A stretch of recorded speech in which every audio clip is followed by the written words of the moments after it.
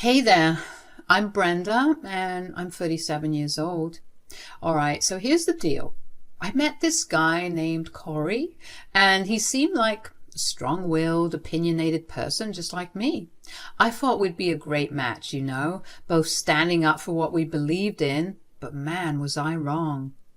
After we got hitched, I started seeing his true colors. It turns out Corey was one of those toxic alpha male Andrew Tate types who thought women were somehow beneath them. It was such a letdown, I can't even tell you. I tried talking to him about it, hoping he'd change his views, but no dice. He just wouldn't budge. It was like arguing with a brick wall, and frustrating as heck. Now, you might wonder why I didn't just leave him right then and there. Well, to be honest, I was embarrassed to divorce so soon after getting married. I didn't want to deal with the judging eyes and the lack of sympathy because I knew people would be like, "That's your fault for choosing him." Pathetic, I know, but it was a real fear of mine. Plus, I really thought maybe things would get better over time. Big mistake. So many years passed and I just learned to ignore his misogynistic rants and attitudes. I mean, it was the only way to keep my sanity intact. But it was tough. He wanted me to be all traditional, doing all the housework, while he got to be lazy and not contribute a thing to the household. And get this, he even went to strip clubs. When I told him how uncomfortable it made me feel, he brushed it off, saying I was being insecure. Talk about double standards. Whenever I mentioned divorce, he'd pull this guilt trip on me. He'd say he didn't believe in divorce, that it'd bring shame to our families, and it was such an untraditional and sinful thing to do. Total emotional manipulation. I never believed in divorce, Brenda. It's a shameful thing to do. Well, it's also a shame to stay in a loveless and toxic marriage just because of some outdated notion of what's right. I deserve to be happy, Corey.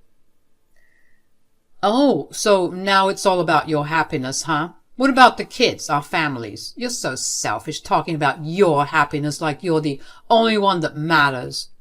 Yes, Corey, it's about my happiness, my well-being, and my life. And if you can't respect that, then maybe we need to seriously think about our future together. You're selfish, you know that?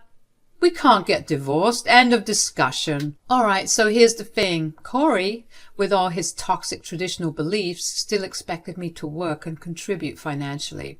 I mean, if he wanted me to be all traditional, shouldn't I be a stay-at-home wife, right? We'd argue about this all the time. I'd complain, trying to reason with him. But again, it was like talking to a brick wall. He'd shut me down and say I needed to pull my weight. Classic double standards, I tell you. Corey, why do I have to work? I thought you wanted a traditional wife who stays at home. Oh, come on, Brenda. You can't just sit around all day. You need to contribute to the household, too. But that's not what you said when we got married. You were all about traditional values, and now you want me to work? Well, things change, Brenda. I can't be the sole provider all the time. Besides, you're capable of working. Capable? Of course I am. But it's the principle of it. You can't pick and choose which traditional values suit you and ignore the rest. Oh, so now you're an expert on traditional values, huh? Don't act like you're so righteous. I'm not trying to be righteous, Corey. I just want us to be on the same page and respect each other's choices. Respect. You want respect, but you don't even respect my opinion on this matter? Your opinion is based on double standards. You want me to be all traditional, but you're not willing to uphold your end of the bargain. Look, I'm the man, and I need you to support me in providing for the family. It's how things should be. No, Corey. It's not about being the man or the woman. It's about being equal partners in this marriage. I can't be happy if I'm constantly stifled and restricted by your outdated beliefs. You're just making excuses. You're not willing to be a proper wife. A proper wife? Is that what you really think of me? That's not love, Corey. Love should lift us up, not tear us down. To keep the peace, and maybe to save my sanity, I eventually stopped complaining, and his toxic antics had worn me down and I felt defeated. So I just focused on my work to find some sort of escape from his grasp. Funnily enough, when I worked, I felt free. It was like a breath of fresh air away from him. And you know what? I worked my butt off, and eventually, without even expecting it, I got this huge promotion, a bigger salary and even a bonus, and I was thriving. And everyone in my circle was thrilled for me.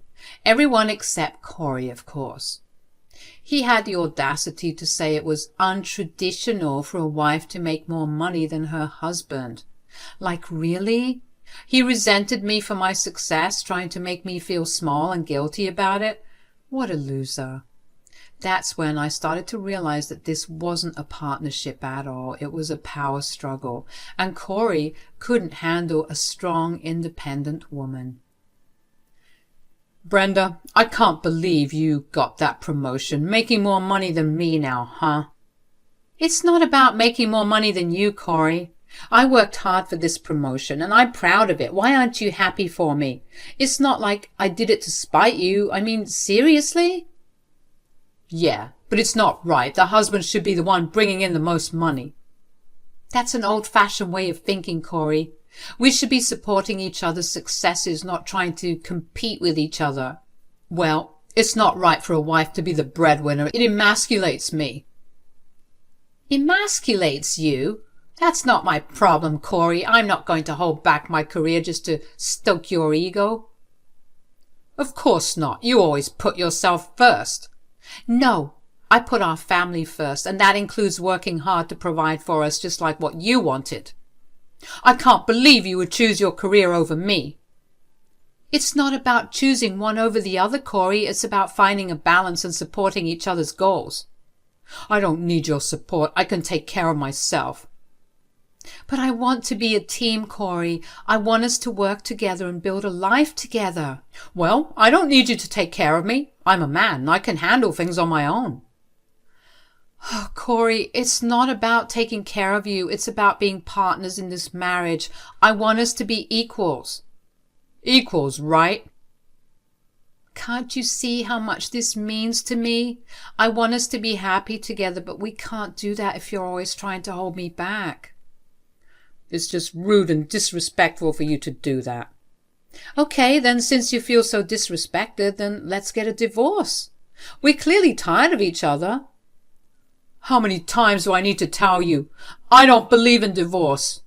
You know what? I can't deal with you right now. I have to go. In his fit of jealousy, he actually left and went to live with his mom for 2 whole months. And you know what? I was actually happy during that time. Peace and quiet at last, away from his negativity and constant criticism. During those 2 months, I did some serious soul searching. I realized I didn't need a toxic man like Corey in my life. I had achieved so much on my own, and I was finally girl bossing, proud of who I'd become. When Corey returned home after those 2 months, he was in for a total surprise. He found a happy, confident, badass, and accomplished version of me. I mean, I looked way better, dressed way better, had more success in my career, and was growing by the week. And being the loser he was, he just couldn't handle it. He started yelling at me, trying to put me back in my place. But this time, I had enough. I shouted back at him, calling him weak and pathetic. I wasn't going to be torn down by him anymore. Look at you all dressed up and acting like you're some big shot. You think you're better than me now? I don't think I'm better than anyone, Corey. I've worked hard to get where I am, and I'm proud of my accomplishments. Oh, I can see that. You're so proud of yourself, making all that money and acting like you don't even need me. I never said I don't need you, Corey. I need a partner who supports and respects me, not someone who constantly tries to tear me down. Oh, poor Brenda, always the victim, right? You're so weak. Weak? You want to talk about weak? You're the one who couldn't handle the fact that I'm successful. You ran away to your mommy because you couldn't stand to see me thriving without you. I needed some space to think, okay? You're always pushing me and trying to change me. And you're always trying to hold me back with your toxic beliefs. I don't need that negativity in my life. Toxic beliefs? You're the one who's changed. You used to be so sweet and caring, and now you're just a heartless and masculine career woman. No, Corey, I'm not heartless. I just won't let you or anyone else define me. I found my voice and I won't let you silence it.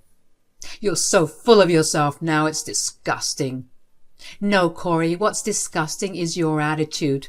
You can't stand the fact that I'm not willing to put up with your toxic behavior anymore. Fine, be that way. See if I care. I care about my own happiness and well-being, Corey. I don't care if you're mad at that. And I won't let you drag me down with your negativity.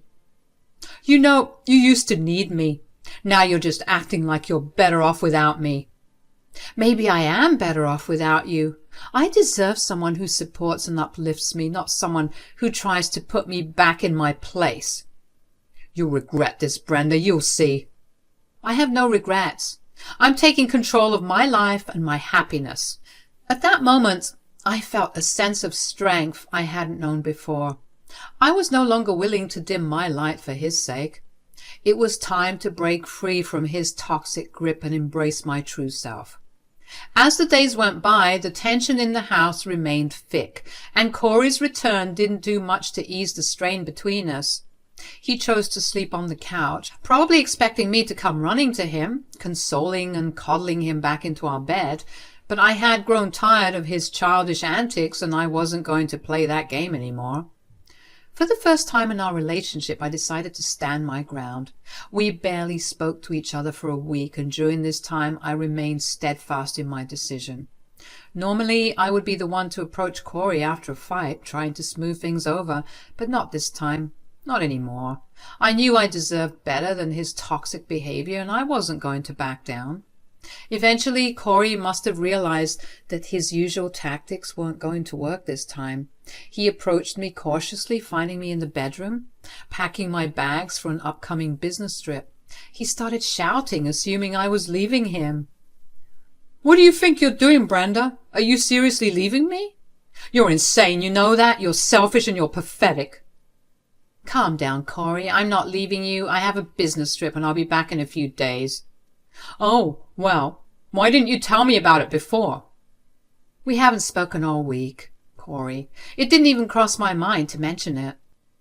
Look, I'm not in the mood to fight right now, but we need to talk about all this traditional stuff. I've been thinking, and I know I've been wrong. I want to change some things. I was taken aback by Corey's words. It was the first time I had heard him acknowledge his toxic behavior and express a desire to change. A glimmer of hope flickered inside me, but I was cautious. Change is good, but actions speak louder than words, Corey. I know, babe. I want to do things your way now. I really couldn't believe my ears. It was as if angels were singing. This is what I needed to hear all along. You mean that, babe? Are you willing to listen to me? Yeah, I mean it. None of that traditional stuff. We're gonna do it how you like it. My hope was going up, and I was starting to believe Corey might change. But that hope was dashed when he dropped a bomb on me. And since you don't like traditional values, considering you're the big earner now, I think you should pay me a monthly salary as the husband. And just like that, all this newfound hope I had was gone in a second. Wait, what? Are you serious? Yeah, dead serious. Add $1,500 extra on top of my work salary, or else we'll get that divorce you've been wanting so badly. I couldn't believe my ears. It was like he lost his mind or something. Did you hit your head or what? Why would I pay you a salary? This is ridiculous. Nah, it's just fair. You're all about equality and making bank, so what's the problem? I was furious and let it all out. This has nothing to do with equality. You're trying to control me with money and I won't put up with it. Corey smirked, thinking he had me where he wanted. You're nuts if you think I'll ever give you money like that. Did you ever pay me a salary when you were the one making more money? No, you didn't. I supported you without asking for anything in return. Now you're demanding money from me? You're literally insane. It's different now. I deserve compensation for all I do. No way. It's about respect and being partners. I don't owe you a cent just because I make more. Oh, look at Brenda being all selfish as usual. This sounds like a double standard. You're not entitled to anything. I won't be tricked into giving you money. Brenda, I think I've made my stance very clear. I'll be expecting that extra $1,500, but let me not disturb your packing. We'll discuss this after you return from your business trip. And then it hit me. Why was I trying to water dead flowers? Before he tried to turn around and leave like he accomplished something, I said, "Good luck with that, because I'm never returning." Corey looked stunned as I continued to unleash all my pent-up frustrations on him. You have some nerve, you know that? Making those ridiculous demands as if I'm not already ready to leave you. As if I haven't been making this demand since ages ago. I reminded him of all the crap he put me through over the years. He used to manipulate me, but not anymore. I was done with his toxic behavior. I'm glad you seem okay with divorce now, because that's exactly what we should do. I saw how desperate he was getting, but I wasn't falling for his act anymore. He had no control over me now. I didn't mean what I said. We shouldn't get divorced. You know, I'd never mean that. But his words held no weight anymore. I could see through his lies. Corey's facade began to crumble as he realized he was losing this battle. I was standing strong and he was losing his grip on me. Please, Brenda, I'm sorry. Don't leave me. I'll be nothing without you. I wasn't buying his crocodile tears. It was time to twist the knife a little deeper. You think you can manipulate me with your tears? Pathetic. You're just as weak as your bedroom skills. I saw the shock in his eyes as he heard me completely destroy his manhood. It shattered him completely. Brenda, oh my God, I'm so sorry, Brenda. But I wasn't falling for it, not this time. Save your apologies for someone who cares. I'm done with you for good this time. I'll draft up the divorce papers soon, and movers will come to take my things while I'm away. Now get the hell out while I pack.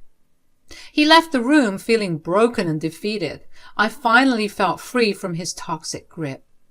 I knew it wouldn't be easy, but I was determined to move on with my life and never look back. While I was on my business trip, I had my friends and a moving company take my things from the house as planned. When they reported back, they said Corey looked like a complete wreck, disheveled and looking like crap. It seemed like he wasn't sleeping or eating properly. Good. My friends also told me that Corey asked them to tell me that he loved and missed me and wanted me back.